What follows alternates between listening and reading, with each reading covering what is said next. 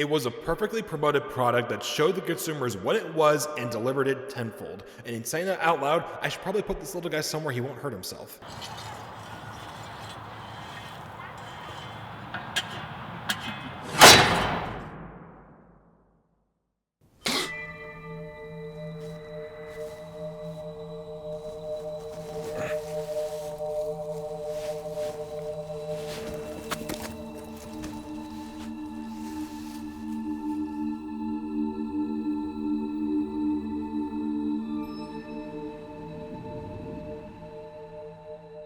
Well, guess I'm gonna be walking through that for the next 20 hours.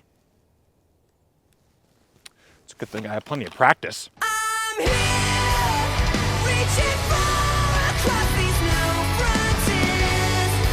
With my life, this. So, Frontiers came out. No matter what I do, no matter where I go, this blue man will not leave me alone. I honestly wasn't expecting to cover a Sonic game that came out so recently. I was gonna wait to look at the early 3D games when I decided to come back to the series. But just like my urge to play Mario Odyssey before looking at the other 3D Mario games, I said, Fuck the timeline!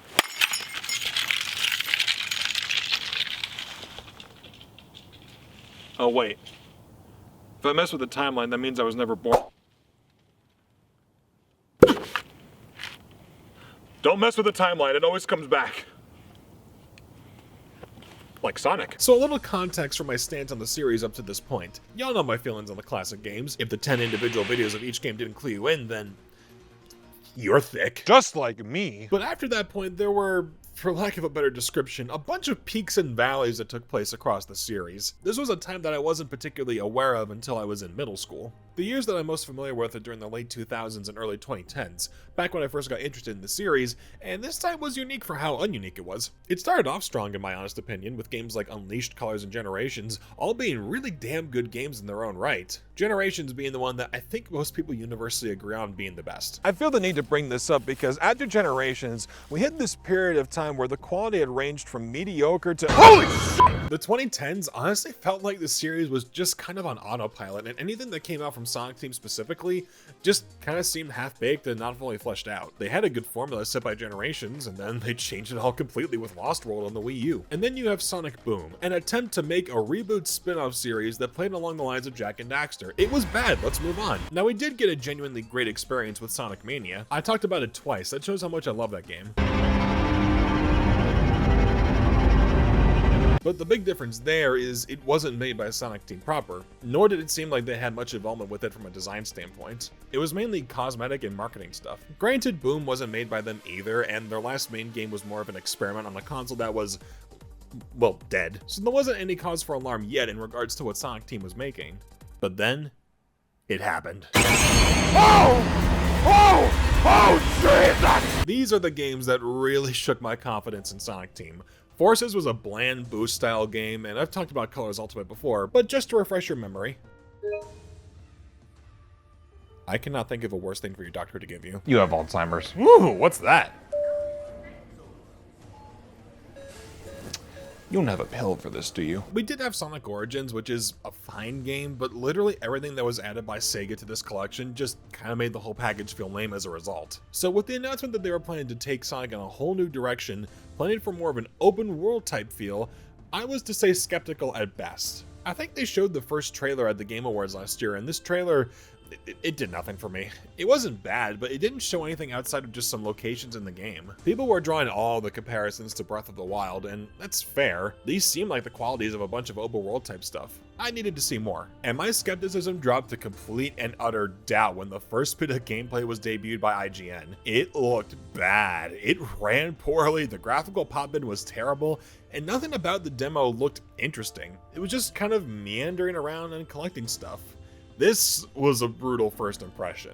Now, things did seem to get a little better when the first official trailer came out showing what looked to be a more advanced build, leaving me to ask, why didn't they just start with this? Like, it wasn't perfect, but it did show the game in a much better light, and things were getting better and better as the lead up to release was approaching. We saw more of the islands you get to explore in the game, an introduction of a new character, and some very interesting behind the scenes info. And what was probably my favorite bit of news, we were told that Ian Flynn would be one of the writers for the game. Ian Flynn has been a writer for the Sonic comics for years, starting with the later Archie stuff where he was put on massive cleanup duty after the last writer kind of went I need the TNA. Sir, these are animals. They need sex, Mike, just like me. Where I think most people can agree some of Ian Flynn's best work is in the IDW comic run for Sonic. Seriously, these are really spectacular comics and deserve a lot more attention in the comic book community. Hearing that Flynn would be one of the head writers for the game gave me some hope that we would get a more grounded and interesting story instead of the more Saturday morning cartoon writing we've been getting since Colors. Not to say that style was bad, but it did feel like the creative team didn't really know how to elevate that style into something great. Nevertheless, the game was slated for a release of November 8th of 2022. Which was also one day before God of War Ragnarok came out. You know, for a company that's hell-bent on making money, they really like to make things harder for themselves. Ow! I shot myself in the foot! Due to a number of reasons, I couldn't partake in the initial release of Frontiers. The Mario video was just taking longer than I expected to make. But once I actually did have time, I sat myself down, I played the game, and then I thought to myself, wow, there was effort. I don't want to give off the impression that I came into this game with low expectations.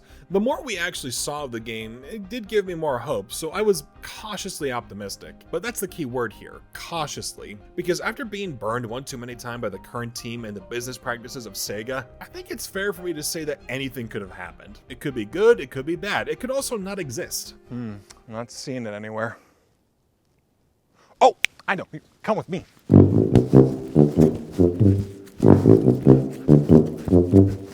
Oh, there it is. My eyes also have really bad draw distance. I think you guys get the idea, so let's actually take a look at the game. We started up and I immediately feel like I'm watching a fan mod for Final Fantasy. The title screen reminds me a lot of the one from 15. And the music that's playing?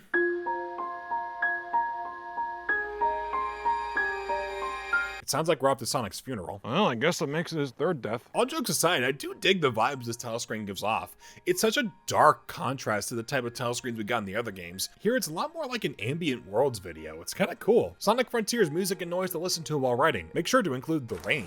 We begin the plot with Dr. Eggman walking up to a strange pillar and putting a device onto it uploading an AI. This somehow turns on the device summoning these robots to surround Eggman. Unfortunately, this device seems to be getting out of control, and when he attempts to remove the device, he gets sucked into the machine. I guess Eggman wasn't protecting his devices. He really should have used ExpressVPN, who is not sponsoring this video. Please give me money. We cut to a few days later as we see Sonic, Tails, and Amy flying the tornado towards the Starfall Islands, where they believe the Chaos Emeralds currently reside. But faster than you can say, Wow, there's a digital storm about to swallow us whole. a digital storm swallows them whole, leading to probably the most uncomfortable shot of Sonic I've ever seen in my life. Why would you do a wide-angle close-up here and on Sonic of all people? If you go any closer, his singular eye will take up the entire screen. Doesn't work on me though, I have two eyes. And a really long face. We get transported to a stage that's Green Hill themed. And congratulations Frontiers, you are the 8th game to use Green Hill as a level within the past 10 years, so well done for joining the bandwagon. We beat the level and get teleported to the Starfall Islands proper when a mysterious voice tells us that we are the key. This sounds familiar.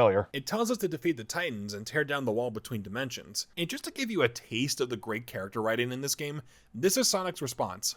Yeah, okay, sure. How about a little context? Hello?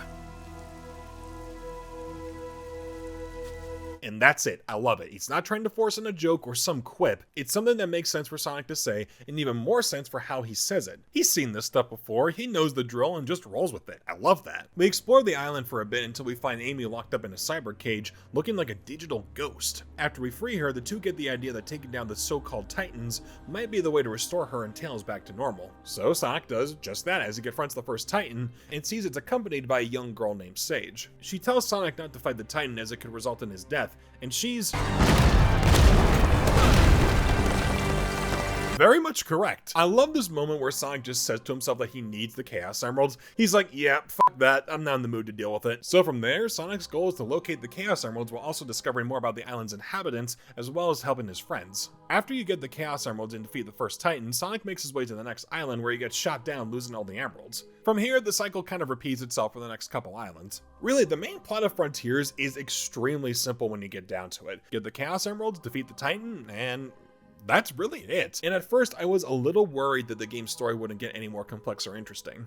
Considering how long a standard playthrough is, I can imagine it would have been pretty lame if that's all you did. However, the more I played, I quickly realized that this is not where the strength of Frontier's story lies. I was actually reminded a little bit of Kena Bridge of Spirits while playing it.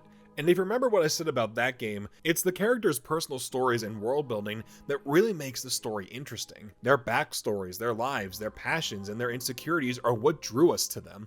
Frontiers works the same way. The writing for the characters is so freaking good in this game, and is a serious far cry from how previous games portrayed them. Each of the main islands has one character dedicated to it, and part of the side missions are just talking to them to get more information on the island, or even to just get their opinion on the situation at hand. The banter is very toned down compared to what I'm used to. I think it's actually kind of genius that they have Amy be the first character you interact with, because when you see how much she has changed in this game, you get the impression that this applies to the rest of the cast, and it does.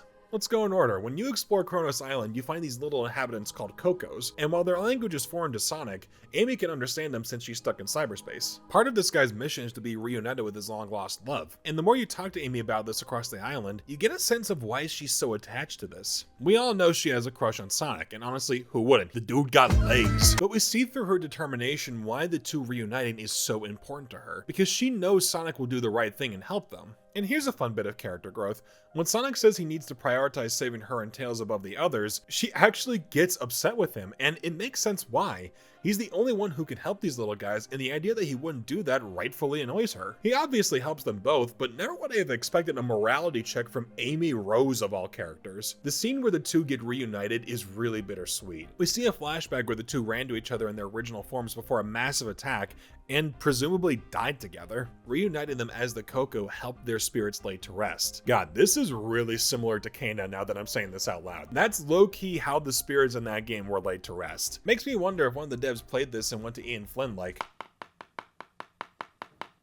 Do that. now let me make this clear, it's not that derivative. The focus isn't so much on learning about the Coco as characters, but rather seeing how their stories affect the main cast. Amy kind of breaks down a little after seeing the flashback, and who would blame her for doing so? She says that the love that those two had for each other is something that she wants to share with the world and those she cares for most, instead of being a jackass about it or running away from commitment like he always does. Marriage? No way! I'm kind of on his side, they're teenagers. Sonic actually encourages her to follow that dream. That is more development than Amy has ever gotten in her entire existence in this series. In the games, I stress. Ian Flynn has been writing Amy like an actual person for years in the comics, but it's so cool to see it brought to life in a game, and this is only the first island. Yeah, all of this really interesting character development and world building was established to us in the first quarter of the game. It's almost like having a compelling writer really makes a big difference in executing the vision you may have for a high concept story. I can't wait for the next game to forget about this. Next up, we have Ares Island, where we find Knuckles. Yeah, this is where you kind of need to do some digging outside the game to understand why he's here. I mean, he tells us what happened, but if you want to actually see it, then you need to watch the prequel animation on the Sonic YouTube channel. Not sure why they could have just, included this as something you can unlock in the game, but that being said, this is such a good short. The animation is freaking gorgeous. This is some Shinkai level stuff.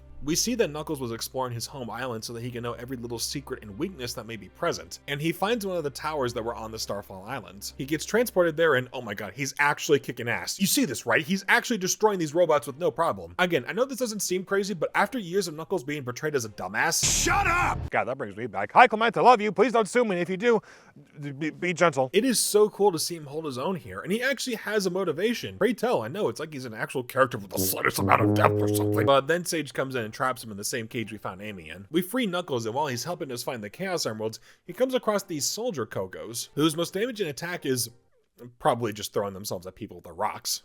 The loyalty on display from the soldiers is what makes Knuckles really admire them. Their unbreaking tie to defending their people makes him think about his own position as the protector of the Master Emerald, and how he wonders if that's all he has to live for. This is further amplified by the fact that many of the ruins on the islands remind him of some of the ruins on Angel Island shown to us in the lamest flashback in the game. Okay, it's kind of cute that they use a screenshot from 3 Knuckles, but at the same time, it's a picture of the first stage. I don't know exactly what I'm supposed to be looking at that reminds him of his home. Maybe if it was Sky Sanctuary or Hidden Palace, then I could probably see a clearer connection. I find it hilarious that they don't use an artist's interpretation of Angel Island, and instead just hit Command-Shift-4. Got it. But this is an interesting parallel. Did the Coco know of Angel Island? Did they create it? Did they know about Knuckles' ancestors? It not only gets Knuckles thinking about his own heritage, but also how disconnected he is from it being the last of his kind. This is further cemented by another flashback where the soldiers are laying down their lives to protect the temple from the same attack we saw previously. Knuckles seeing these people being stuck at their post until the very end of their lives really makes him think about how he's been stuck throughout his entire life, and it kind of bums him out. He doesn't know if he should just have a normal life or continue the job that he's been self-assigned to for as long as he can remember. And you know what I really like about this? It isn't resolved in some standoff or swept under the rug. He and Sonic just talk. Knuckles gets what he's feeling off his chest about fearing the idea of being alone, and Sonic responds to him saying that he's always got family with him and his friends, and not to feel like he has to be tied down to guarding the Master Emerald all the time, and thank God they say this. Legit, that has been an arc I've wanted to see for Knuckles since Adventure, for him to not have to worry about protecting the Master Emerald all the time when being okay with just living life. Not only is it an interesting arc for someone like him to have, but it also fixes all the logical problems of him showing up in games like Heroes and Onward just for the hell of it. It's a little weird since Frontiers takes place after all those games, but I respect the hell out of the decision to do it in the first place.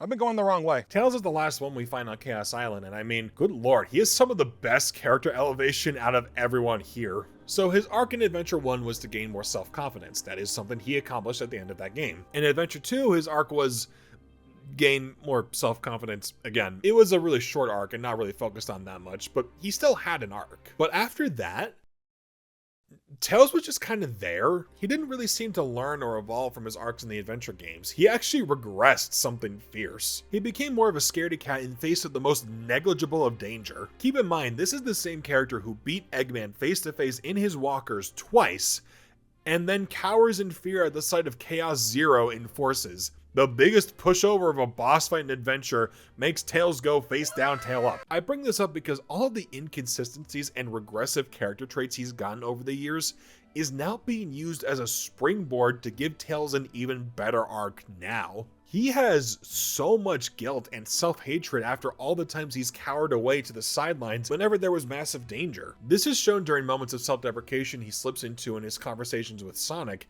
and it rightfully makes Sonic worried. They're back to showing them as a big brother, little brother dynamic, and it's played wonderfully here. To see Sonic give Tails a much-deserved pep talk about all the amazing things he's been able to accomplish, with even Tails being taken aback by the sentiment, it's just so damn good. Sonic himself doesn't really have an arc in this game, or go under any sort of big changes in the story, but I honestly think that's a good thing. He's more of an audience surrogate, while still giving the wise-ass quips and comments you'd come to expect from him, but now he feels way more mature. Like, yeah, he cracks jokes every once in a while, but for the most part, he plays it very straight and sticks to his goals of saving his friends. Even when he's slowly being corrupted by the cyber energy keeping his friends trapped, even when he is in massive pain and likely to die trying to save them, he still pushes on and stays optimistic. It's one of the few times I actually welcome his jokes in a more serious scene because his motivation calls for it. Stay strong and laugh through the pain. And that's honestly really sad to see watching him suffer that much. The corruption subplot, though, is the one area that I feel the story doesn't quite work. Like, as a thematic element, it works great, and it sort of plays into the fact that the more Sonic does for others, the more he suffers, but it doesn't play that big a role in the story as you would hope. The corruption does sort of leave him comatose with everyone being freed from cyberspace, and I thought this was going to lead to like an end of the world type section where each character had to do something in order to save Sonic, and this would be like some big epic trek to accomplish. I'm dying. From the chronic. Well, I guess this is how I go out. Hey! Don't die. I'm better. Yeah, the gang just hold their hands, state how their arc has been completed, and disappear, bringing Sonic back. I feel like this was meant to be a way bigger payoff in the narrative, but something had to get cut for time. I guess you could make the argument that it was meant more as a means of giving Sage more development. Oh my god, Sage. Okay, so when the initial trailers came out for this game and we saw her manning the Titans, I had a feeling she probably wasn't going to be the true villain. Likely an antagonist who was at the whim of the true evil. Her design was cool and her aura could be pretty menacing, but I wasn't quite sure how to feel about her. But when I started playing, I was happy to say, damn, she's a good character. Sage has got to be one of the best inclusions to the series in a long while. She's an AI that Eggman had developed to help him uncover the secret technology of the island, and while at first she acts extremely cold and even villainous towards Sonic during the game, she progressively becomes more moved and touched by his heroics. While her main purpose early on was just to protect Dr. Eggman, she eventually gains affection for him, as if she were his daughter. She even calls him father on a few occasions, and we learn learn that Eggman feels similarly. You can listen to these Egg memos to get some added character details. It's mainly Eggman reacting to everything that happened leading up to the end of the game. You see that Eggman starts off viewing Sage as nothing more than a successful creation of his, but the further you go, you start to see him referring to her in a more paternal manner. All of these memos are a great listen with a ton of callbacks to previous games, like how he wonders if Sage would in any way be similar to his late cousin Maria. That was one of my favorites. His line about having kids is pretty great too. Who says I can't create life, huh? Just a bunch of proteins bumping together. Anyone can do that. Nothing happened. I know I've been talking about this aspect of the story for a while, but these are the things that I feel have been really missing from the previous games. Sure, games like Forces and, I don't know, the Olympics have more complex and conflict-driven plots, but if the story and characters aren't interesting or don't show any sign of depth or change, there's only so much a high-concept plot could do to carry it. The characters in Frontiers and their own personal journeys of self-growth are what really help keep me engaged as a consumer. And the crazy part is, this stuff's technically optional. Yeah, most of the dialogue scenes with the characters are almost 100% optional. They are only there if you want to view them, and I don't quite know how to feel about that. On the one hand, it makes sense to have this as a feature for those who just want to play the game from beginning to end, and a lot of the optional dialogue isn't really integral to the plot. It's just to give more interesting character interactions as well as their own perspective as to what's going on. That being said, a lot of these should have been mandatory cutscenes, because if you don't watch all the Sage dialogue or listen to the vast majority of the Egg memos, then a lot of the later scenes are gonna lack the context you would need. You're going to be pretty confused as to why Sage is reacting to Sonic and Tails being like brothers the way she does, or the fact that Eggman calls Sage's daughter towards the end of the game. It doesn't have the same impact if you don't view all of these. It also makes things a little confusing since you can go back to any of these islands once you've unlocked them, and if there's a conversation you missed, you're suddenly getting dialogue that was meant to be heard much earlier in the story. Sage is particularly guilty of this since she's available to talk to on all the islands alongside the main friends you're trying to save. On the final island, she's the only one you talk to, and this is after Sonic teams up with her and Eggman to save the day. So going from dialogue that makes sense for this point in the story, then to go back to an earlier island to find dialogue that you might have missed to hear her speak ill of you, it just kind of seems like a bit of an oversight. I'm bleeding a little bit into the gameplay here, but I'd recommend if you're going to play this, find all the optional friend conversations before tackling the island's boss. It does help the story flow a bit more naturally. And to the game's credit, the main plot actually does have a lot of interesting stuff to look at. You see, the Starfall Islands were home to a displaced race of aliens known as the Ancients, and these were the original holders of the Chaos Emeralds. They were under attack from an unseen entity that destroyed their entire planet in a matter of seconds, and they were able to escape just in the nick of time with the emeralds in hand. They soon realized that the emeralds were drawn to Earth for an unknown reason, and settled on the islands where they continued their civilization for some time. They were able to use the emeralds to create weapons, defense systems, and a digital dimension called Cyberspace where they could upload all of their memories and history. This is actually why all the Cyberspace levels are level designs from previous Sonic games. They were tapping into his memories. Leave it to a compelling writer to take a design move that was clearly budgeted and kinda lazy and make it into a really cool piece of world building. I wish my laziness could pay off thanks to the hard work of others. Make sure to subscribe and watch my other reviews, and the Ancients soon catch word that the entity that destroyed their homes is coming after them, and in an attempt to defend themselves even further, they create the Titans that we fight in the game as a last resort. It works about as well as throwing a water balloon into a tree.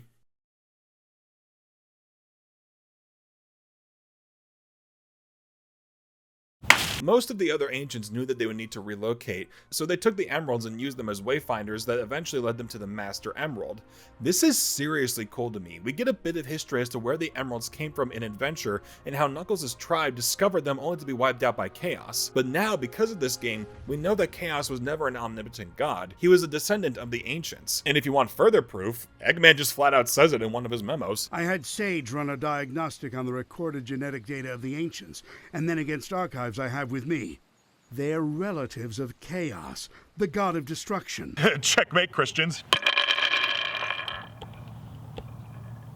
Oh wait, they're not real. Once we've defeated all the Titans, the evil force makes itself known as this mysterious voice who's been talking to us, and is ready to destroy the world now that it's been set free. Sonic turns super and decommissions the last Titan so Sage could take it over, and with one final request to Eggman, she asks to leave and fight if she is to have any chance of saving him. This scene is pretty gut-punching. Like, we know what's gonna happen, but the way it's delivered is so good.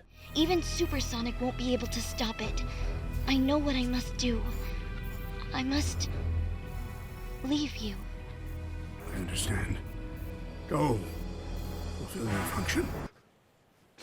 You know, I remember when my dad said that to me. Right before he fought a moon. In one final assault on the end, yeah, that's what it's called, Sonic is able to nearly destroy it, with Sage sacrificing herself to deal the finishing blow. We see Sonic reunite with his friends and watch how excited they are for the future, with Eggman watching from the cliffside, having lost a daughter for the safety of the world. Man, talk about a shift for the better. If it wasn't obvious enough by how long I've been talking about it, I love Frontier's story. I honestly find it hard to put into words how much I love it, now that I've basically discussed everything that's in it. This really is the best the characters have been written in these games so far. I am genuinely impressed that everyone managed to have their own arc in the game. Sage and Eggman getting the best of it in my opinion. Their dynamic is really sweet the more you progress, and it's something that I hope is explored further in future games, cause she's not actually dead. We get a post-credit scene showing Eggman hacking into the Ancients' technology, and this revives her. I would love to see where this leads. If they're keeping her alive, then there could be some interesting plans going forward. That goes for everyone as well. I love where the main cast is left at the end of the game. There's so much room for them to expand, and this is especially helped by their delivery. Holy hell, this is probably the current cast's best performance in the series. Roger Craig Smith as Sonic stood out to me a lot here, since I'm so used to how he sounds in previous games. Hey, Tails, you missed the BBBE. Huh? Best boss beating ever. But now his direction makes him sound so deep. It adds a certain level of maturity we haven't seen from the character before. You're free to go your own way. I guess you just grew up on me a little faster than I expected. Are you saying I outpaced you? Yeah, don't push it. I've always enjoyed Colleen O'Shaughnessy as Tails since she started in Sonic Boom, but her performance in the Sonic movies, and especially here, is just, it's so good. I honestly can't imagine anyone else in the role now. Cindy Robinson as Amy is also great, especially since she's allowed to show more emotional range outside of has a crush on Sonic. I'm not sure what happened, but I know what I saw. A love that transcended time. I believe in that power. When this is over, I want to share that love with the world. Even though it may take us far apart. I was surprised to see that Knuckles had a different VA. I thought it was still Travis Willingham. He's been the voice of Knuckles for years, but here it's David B. Mitchell, and he's great. I think he shines the most in the prequel animation since he's given a lot more to do there, but he still gets some great moments in the game. Ryan Bartley as Sage is pretty damn fantastic. She shows so much range despite having to play up the fact that she's an AI, with some of her best readings being shown toward the end. Mike Pollock as Eggman. He's been playing this role for almost 20 years now, and he still never misses a beat. He's always been fans' universally favorite casting choice, and for good reason. He always puts in great delivery and range, and I think this may be his best performance yet. He's shockingly reserved this time, only occasionally slipping into the goofy evil genius persona. Every other time, he's a lot more calm and collected, and his interactions with Sage really show that. You've exceeded your function. I'm very impressed with you, Sage. No, I'm proud of you.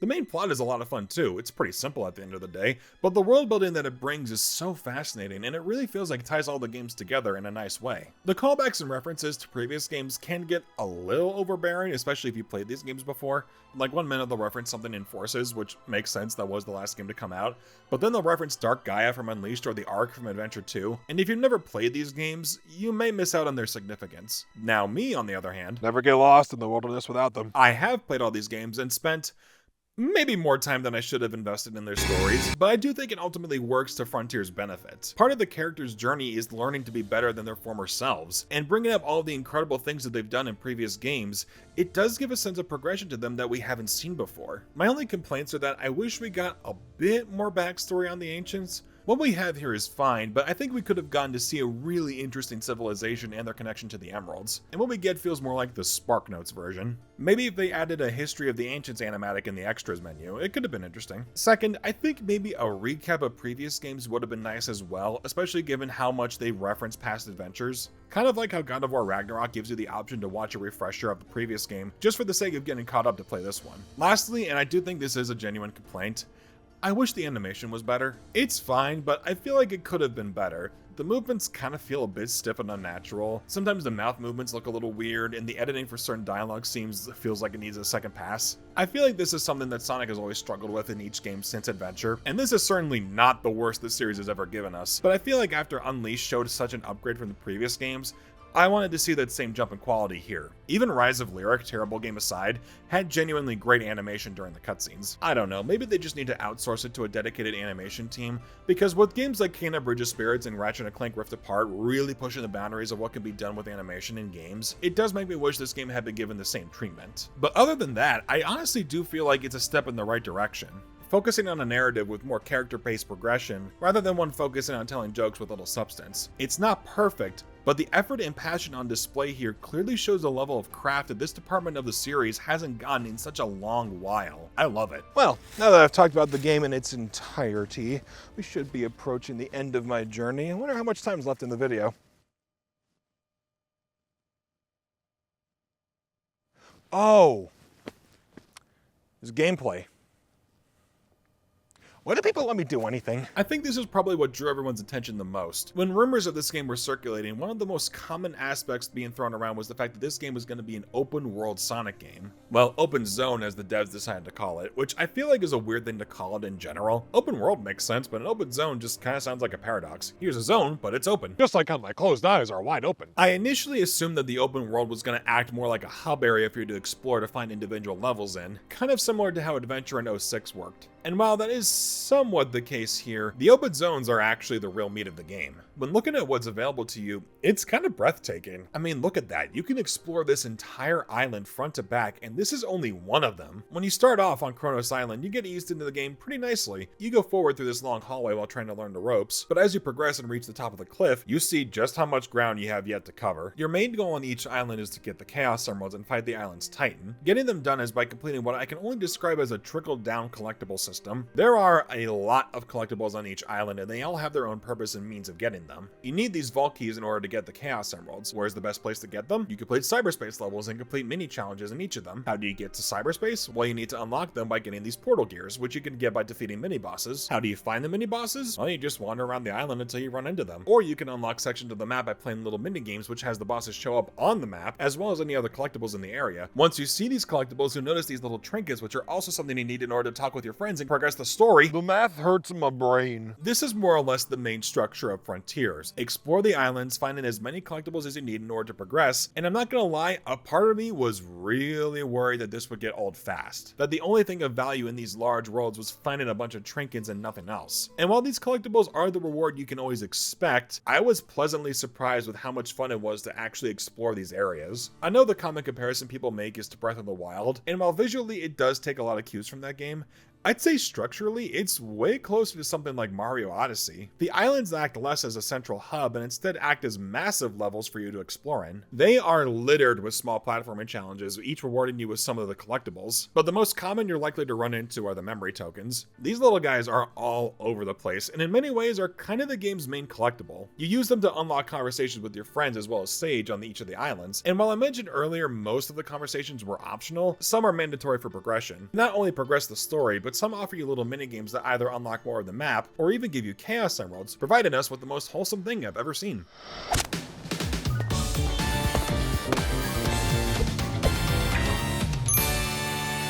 Damn, Sonic got moves. I wish I could do that.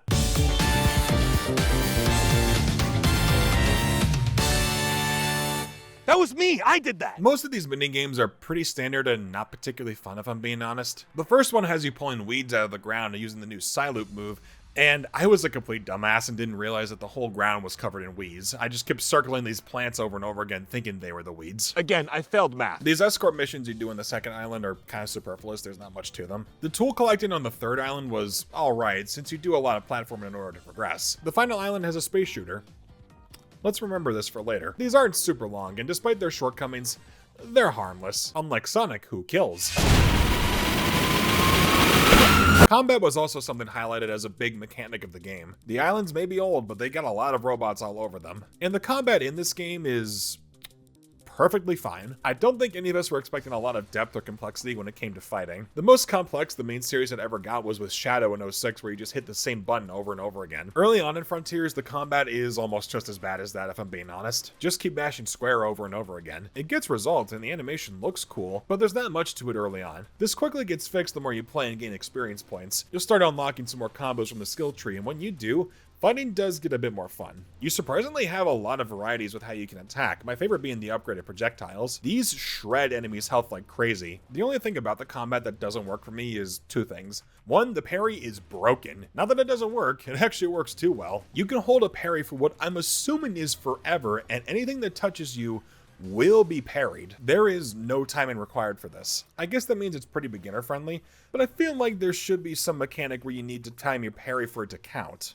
And second, I feel like fighting does somewhat fall apart when you have to deal with large groups of enemies. Fighting one-on-one is actually pretty well done. Timing attacks and dodging feels pretty solid, but that doesn't translate as well when fighting multiple enemies. Most of your attacks don't really flow from one fighter to another since you don't really have any attacks that cover a large area. The only method I found that works is using Sonic's new move called the Cyloop. You emit a trail behind you, and by closing the circle around your enemies, you can launch them into the air or disable their shield, just like real life.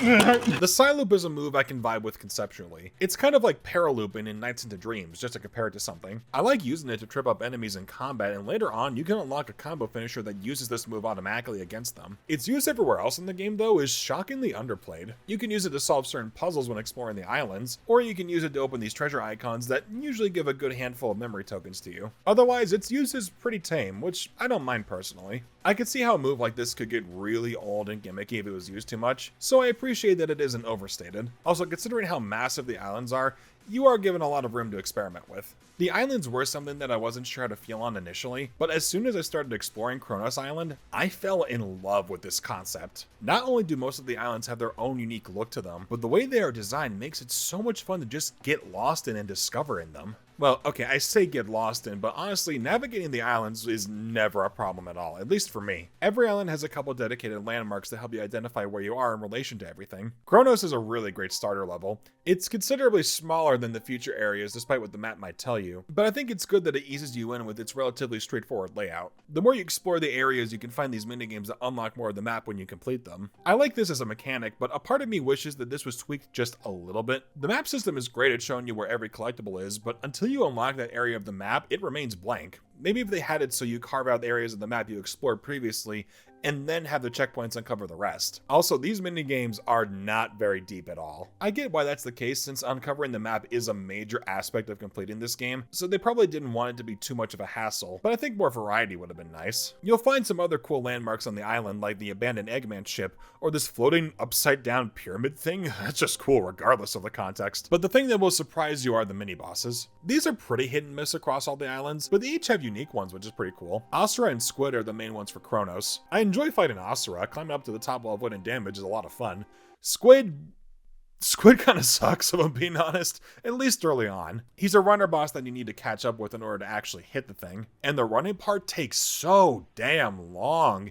It feels like I'm moving at a snail's pace while trying to close the distance. And since you're likely not too leveled up at this point, you'll likely not kill him on the first round, leading to that massive chase again. Do yourself a favor and collect your max ring cap before fighting him. When you do that, you unlock the super boost that basically makes you move at max speed when you activate it. It takes your normal boost and turns it from this to this.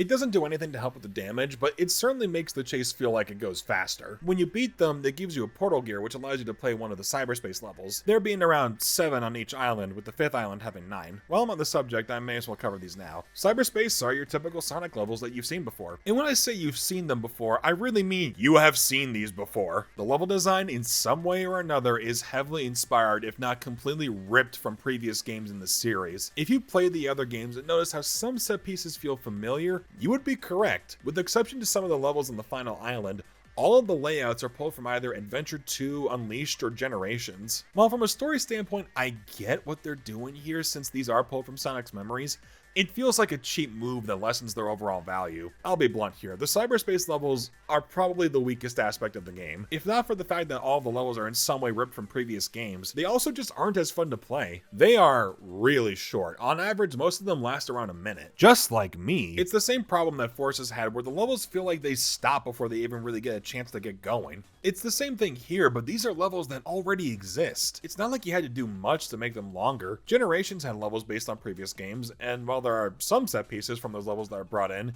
they redesigned almost the entire level to give it this new updated feel. Cyberspace doesn't do that, and it's especially worsened by probably the worst control the Boost games have had so far. Boost Sonic never controlled great, at least compared to Adventure and Adventure 2, but his control scheme matched up with the levels that were made for him. Cyberspace feels really sluggish by comparison, not helping the fact that Sonic isn't as fast here, but there's so much weight to his turning. Taking a tight corner is impossible without stopping. Where did the drift go from previous games?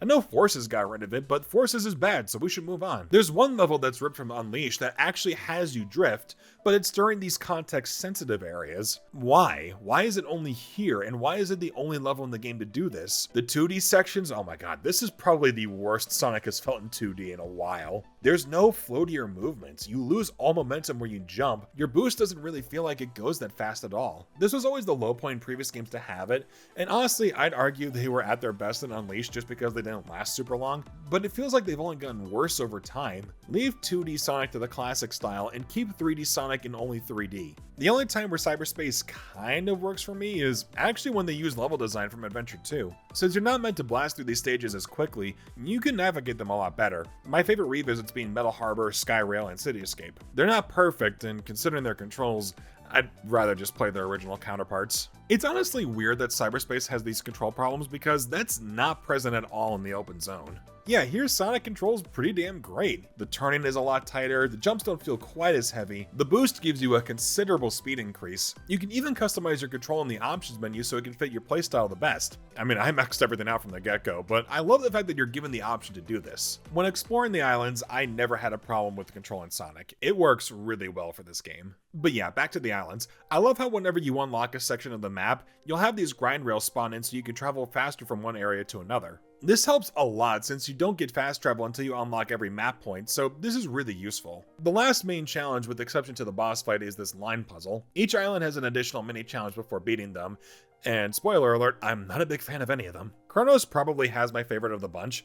It's a line puzzle. A little brain taxing, but not terrible. I actually like these kind of puzzles. But I just don't know why this is even a thing we have to do here. It just feels like they needed a puzzle minigame somewhere that was mandatory, and this is what they came up with. Ares Island is next up, but there was a part of me that saw my completion rating for Chronos wasn't full yet, and that part of me said, I strive for perfection, and it has caused me no harm. So I went back to Chronos Island and unlocked the rest of the map. And from there, I saw I didn't have a whole lot of collectibles left to grab. So I thought, okay, maybe I'll grab these as well. And in doing so, I actually discovered some really cool secrets on the island. Like these 3 pillars just off the shore I could reach, or this assortment of grind rails in the sky. The only thing I got for these were memory tokens, and some challenges definitely felt a bit disproportionate, only rewarding me with 1 token for completing a relatively complex platforming challenge. The last couple was giving me trouble just trying to find where the hell the area starts. I'd say just follow the grind rails, but good luck doing that with the pop-in. Yeah, this is unfortunately one aspect that is still a problem from the early footage. The pop-in is kind of abysmal. I feel like for a game to take place in a large open world, one of the key factors needs to be that you can actually see into the distance.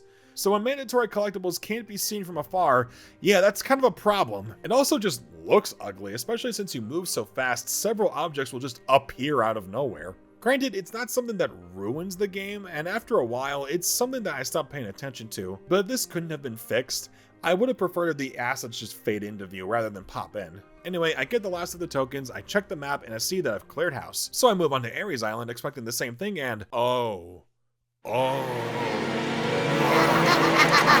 just by looking at this, a part of my brain snapped, curing my OCD. You know, organization's really just a myth if you think about it. Yep, I'm good. Clearing Chronos took a fair bit of time, but this, no thank you. And thankfully you don't need to get every collectible for the sake of completion. You just need to unlock the entire map, that's it. The only thing you really get rewarded for getting all the collectibles is unlocking all of the optional dialogue. Now with that said, Ares Island might be my favorite in the game. It's a desert, so yeah, it's not as visually striking, but I love the way it's designed. It's a massive map to explore, and it always feels like there's something to do. I really like exploring these mini canyon areas in the northern part of the island. These large plateaus and temples in the southern area are fun to jump across.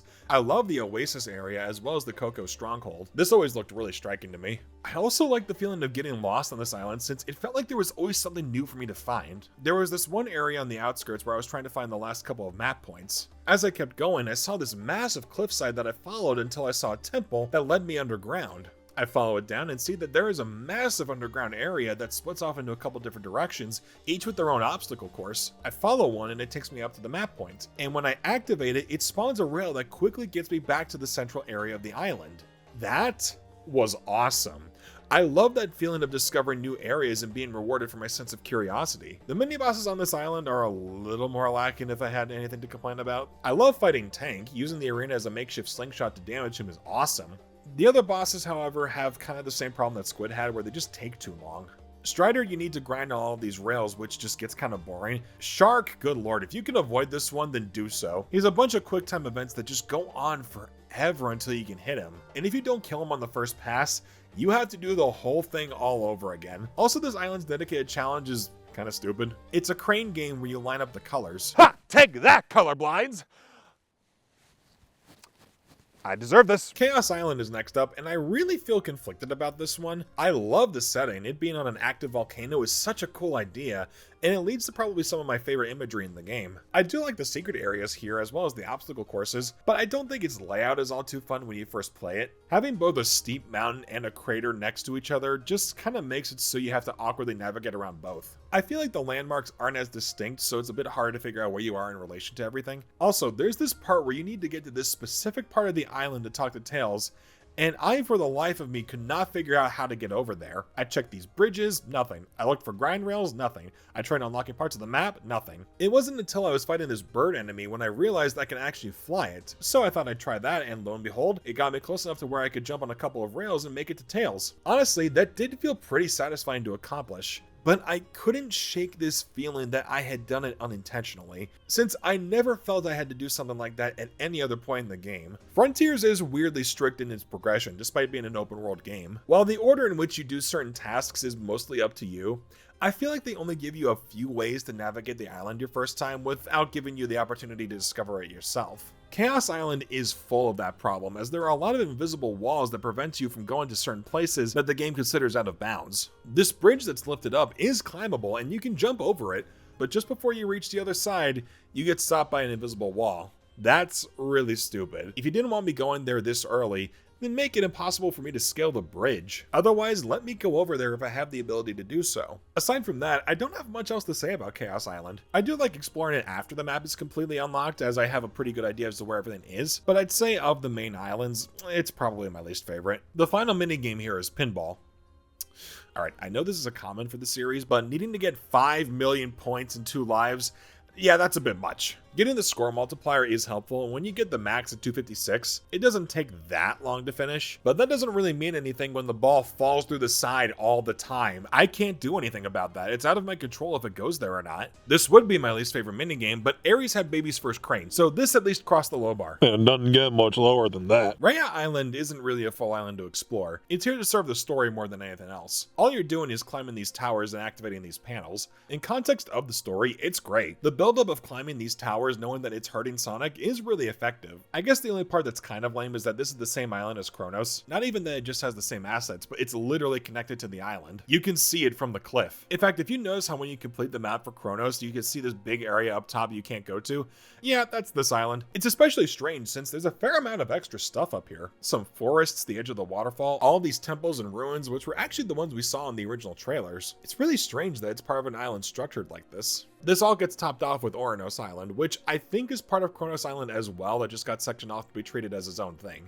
And I think here is where you can start to see where some of the budget cuts came in. It's all the same assets from Kronos. Even the memory tokens are still hearts from the first island. I mean, on Kronos that made sense since you were talking to Amy, but it makes it a little weird since Sage is the only person you talk to on this island, and you keep giving her these hearts. Would this make Sonic a lolicon? Your culturedness is showing. Sorry. Wait, where's civilization? For the final island in the game, it's alright. I do like the landmarks you can explore, and this giant arch you can run on is just cool. I mean, look at that. I'll be honest though, I think by this point in the game, I was starting to get a little burnt out. As I was playing, I said to myself, okay, let's wrap this up. Maybe it was because it had the same look as the first island, but I think the process of gathering the collectibles was starting to get a little old to me. Still, this island has some great stuff in it. I really like the mini-bosses here. And for what it's worth, I think this island has the best cyberspace levels. They're easily the longest in the game, and I think some of them might be original designs too. And considering that, they are pretty decent. If the final area had to be anything, I'd say this did its job pretty well. But do you want to know the really wild thing? Just like getting the optional dialogue, the way you get collectibles, either by fighting enemies, completing stages, etc., all of that can be completely optional. And it's all thanks to fish. Probably the biggest surprise in this game is the inclusion of a fishing minigame with Big the Cat. For context, he's from Sonic Adventure and he scares me. His whole campaign consists of him sitting his ass down and fishing. Nothing else, that's it. People rightfully hated playing as him, and with exception to Heroes and some side games, Big hasn't made any meaningful appearance in the games. And this is where our Lord Almighty Flynn descends from the heavens and blesses us with his holy scripture. Christ has nothing on this guy. Big in the comics is amazing. He's like the Goofy of the Sonic series. He's dumb, but surprisingly street smart. Big as a character became a meme, and I love it. And to see him in this game with no reason at all outside of the fact that he just woke up here one day is amazing to me. The fishing minigame itself is really nothing special. It's way easier than the fishing in Adventure. You use these purple tokens you find in the world to cast your line, and depending on what fish you catch, you gain currency to spend in the shop. And no joke, every collectible you need in the game is in this shop. Memory tokens, portal gears, vault keys, even experience points, so you can get yourself upgrades alongside cocos and seeds you need to power yourself up. Oh, right, I forgot to mention these. Randomly around the world, you'll find these rogue cocos as well as these seeds. You can exchange them with an elder coco to upgrade your power, speed, defense, and ring count. Speed and ring count is a pain, since you have to select every single level you want individually. It's a slog. And it's weird that it's like this, since you can give your seeds, that sounds gross, all at once and you get the level boost immediately. But yeah, you could, if you really wanted to, beat the game by doing nothing but fishing and buying what you need in the shop. That is kind of amazing. I don't recommend you do that because you spent $60 on this game, and if the most you get out of it is the fishing game, then you're bad at money. Also, it's probably better that you wait until the later islands to get the stuff at Big Shop, since the payouts for these fish become massive, and when we get to Ares Island, it introduces us to the falling Star Knights. Every once in a while, these star bits will fall from the sky, and each one you grab spins this slot machine giving you fishing tokens. When you get the right combination, you rack up the tokens in no time. The only thing I don't like about that is that the beacons in the sky are a bit of an eyesore, and the slot machine is placed in such a bad spot. No, thanks for putting it in my immediate view. I don't need to see where I'm going. Yay, 3 bars! I do love the things you can catch while fishing, and the fact that they're all photorealistic is hilarious to me. You can get a tin can. It's a delicacy. A whole ass tire? Man, what else is in here? Oh my god, it's the 10 Commandments. Big, what's the first commandment? I am the Lord your God. Oh look, a frog. Oh Jesus, Sonic, put that down! It's poison! But like I said, that's just one of multiple ways of getting through the game. The freedom you have in progressing the story is really one of Frontier's strongest qualities. If you play normally, you'll get the Chaos Emeralds and face off against the boss fights in no time. Holy shit, the bosses in Frontiers! This was something that was being kept secret more than any other aspect of the game, and for good reason. Any one of these bosses could have been a final boss in any other Sonic game. All of them have you fighting as Super Sonic, and it's amazing. They're all imposing and have their own unique quality to them. Giganto is probably the easiest of the bunch, but I mean that as a good thing. It eases you into what you can expect going forward. Wyvern has you chasing him around the island. This one might be my favorite of the bunch visually. Knight has you ride its shield like a Beyblade and using its own sword to cut it in half. Supreme is probably the weakest of the bunch only because it just feels like Giganto's fight with a bunch more obstacles to dodge. It's not bad though, I just think the others pose a lot more menace than this one does. Wait a second. I remember something. The final island has a space shooter. Let's remember this for later. It's later. So, this is a little weird. The true final boss is only available if you played the game in hard mode. No other Sonic game requires you to do that, but what's even stranger is that you still get the same ending if you play on normal or easy. All you have to do is the QuickTime event finisher. When you do play on hard mode, the true final boss is a moon called the End, and it's an overhead shooter. So yeah, this is a shift. I really think this came from the same budget constraints that we saw in the last two islands, since Well, it's an overhead shooter. There's not much processing power needed to make this. The most complicated thing you need to do is just switching the colors to absorb certain projectiles. It's basically Ikaruga, and I really just wonder why. I mean, Ikaruga is a lot of fun, and I love space shooters, so I don't hate its inclusion here, but I would be lying if I said this felt like a natural way to end the game. It does stand out amongst the other bosses, which I'm assuming is the idea, so in that sense, it did pay off, and I do like the boss thematically. The crazier the projectiles become, the further into the fight you get. The ominous monologue coming from the end is pretty cool, although it's a bit hard to make out between all the shooting and music. The music that plays here is fantastic. It has a bittersweet quality to it that perfectly fits in the context of the boss. Holy shit, the music! Again, much like the bosses, this is something that really stood out to me. Frontier's soundtrack is phenomenal. The boss tracks are likely going to be the first ones that stand out to you. Kellen Quinn, the guy from Sleeping with Sirens, is the lead vocalist for a lot of the songs, and he holds no bars. It's easily the heaviest rock that the series has ever produced. Undefeatable, Break Through It All, Find Your Flame, and I'm Here are all fantastic, despite being somewhat responsible for the Sonic Frontiers status meme. Never heard of it? Well, it kind of goes like, Oh my God, what are you doing? You caught me while I was taking my shoe off. Oh no, it's still coming off! The other vocal tracks, Dear My Father and One Way Dream, are also really damn good. The main gameplay tracks took a bit of time for me since they are more ambient than they are catchy, but over time, I really grew to love them. It helps that I like this kind of music anyway. It's so relaxing, it has so many layers to it. The first 3 islands each have 7 renditions of their main theme, each getting more dynamic the further into the island you progress. That's incredible. Raya Island might be lacking content-wise, but its theme is so damn good. It really gives a tragic Last Stand sort of vibe. Seriously, great stuff all around. Which is kind of garbage because it should have been the one nominated for Best Soundtrack at the Game Awards, even though Ragnarok totally deserved its win. And also it should have won Player's Voice, but instead it lost to a goddamn gameline hentai game. Culture! Sorry. The Cyberspace music is probably the weakest for me personally, but that's just me. I've never really been a fan of EDM as a genre, but I get the appeal, and there are a few stages that have some really great music. I guess I just prefer the more natural sound you get in the overworlds. They fit the environments really well. Since we're on that note, the game's environments are good. I think this is a case where the art direction is really strong, and the final execution captures, I'd say, probably about 80% of that. The strongest aspect, I'd argue, is the lighting, especially during the sunrise and sunset. You can see that really prominently during some Cyberspace levels. I do really like that there's a day-night cycle in the game, although I feel like night goes on forever. Is that just me? The assets look okay. I'd say Ares Island benefits the most since it's mainly sand, which doesn't require much to make look good. But the plains on Kronos look pretty flat, and some of the rock textures on Chaos Island do look pretty bad. But considering how fast you're able to move and how smoothly the game runs on the PS5, I don't really think it's that noticeable. Again, the art direction is what really pulls it through. This is easily one of the most somber feeling games in the series.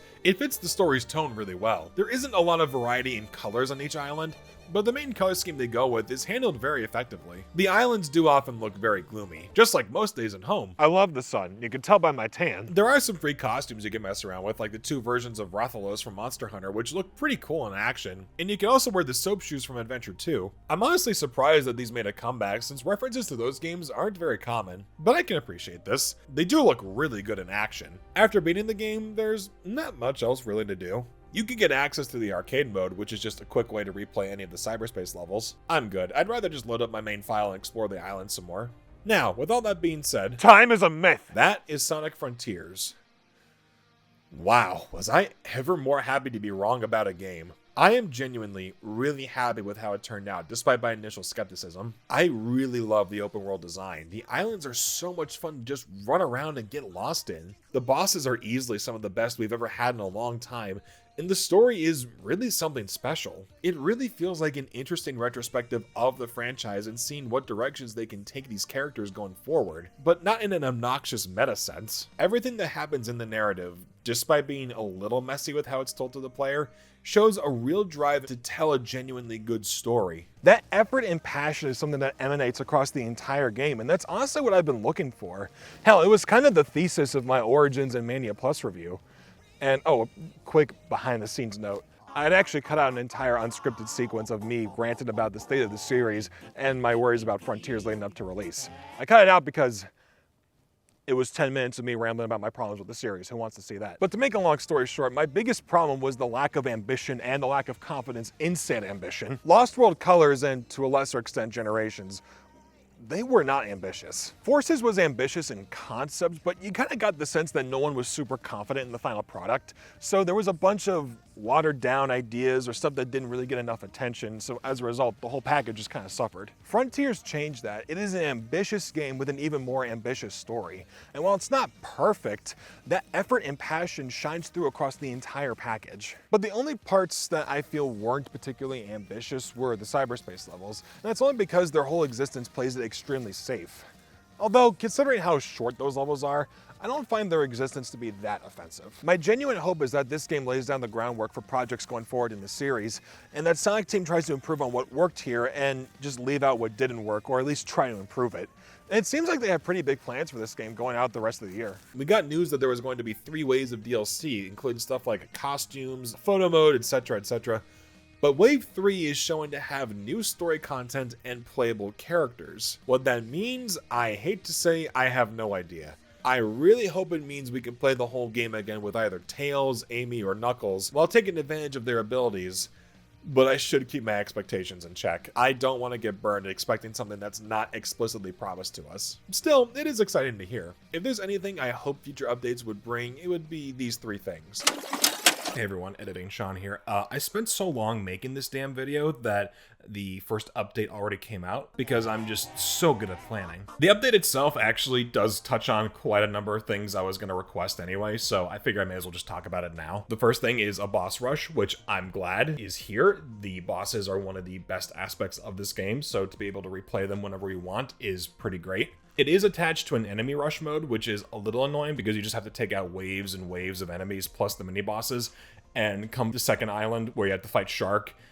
That does get really annoying. But other than that, I do love that the option is included, and I like that we have at least some way to fight the bosses again without having to start the whole game over. The other big thing is a photo mode, which is fine. You know, it's just a standard photo mode. There's nothing too special about it. I'm a little spoiled by other games' photo modes, particularly Kana, because holy shit, that game's photo mode is incredible. So I was hoping that this game would give us the same level of camera control, and it doesn't really do that. It just kind of lets us place the image and then add filters, which is, you know, fine. It's the bare minimum you need for a photo mode, but I feel like this isn't really that wild of an inclusion to have for the first update of a roadmap. So, you know, I feel like you could have done something more interesting with that. There are some more challenge modes in each of the stages, you know, like time attack, you know, just stuff you could do in the arcade.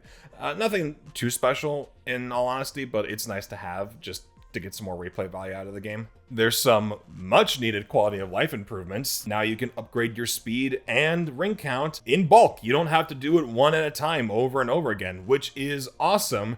Although it kind of sucks because I already maxed out everything before this update came out. So thanks. I feel like this should have just been a thing in the game to begin with, or just part of a patch. Same goes for the slot machine during the Starfall nights. You can now turn it off in the menu, which is cool, I guess. There's now extreme difficulty, and from what I'm seeing, it's the enemies hit you harder and you take more damage. It's probably an okay thing to try out every once in a while, but hard mode's fine enough, in my opinion. The one aspect that I genuinely do love is the inclusion of a jukebox. You can now play basically whatever song you want in the overworld.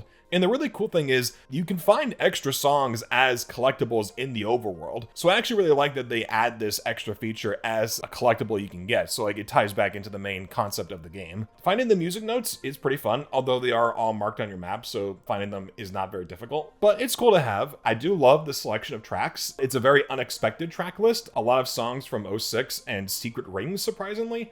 Kind of just the general mid-2000s era of Sonic, which is kind of wild, but, you know, speaks to me on a spiritual level, I guess. The only other things that weren't included in this update that I really wanted were a cutscene gallery. I feel like that would have been a really nice thing to have, to look back through all the cutscenes, considering how many there are in the game. And also a New Game Plus. I feel like a New Game Plus would be really fun for this game.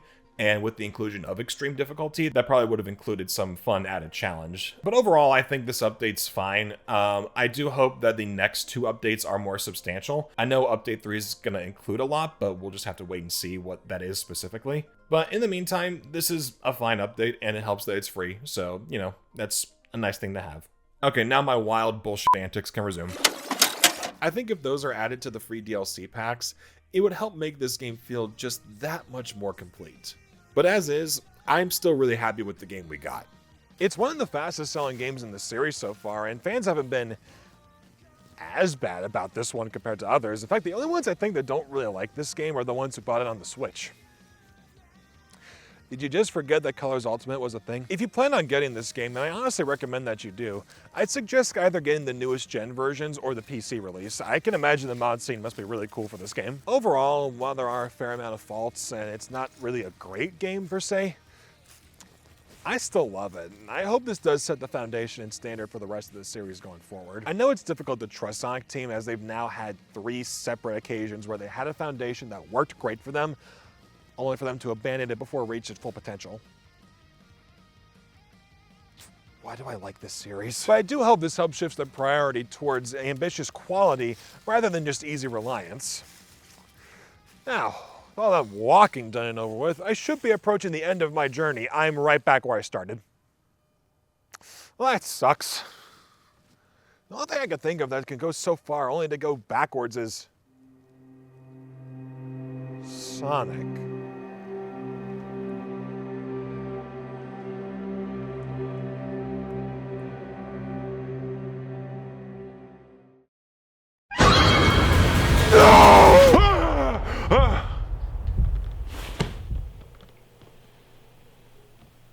I'm home. Oh, it's all a dream. Sonic the Hedgehog is nothing more than a bad dream this entire time. Oh, come on! Just leave me alone!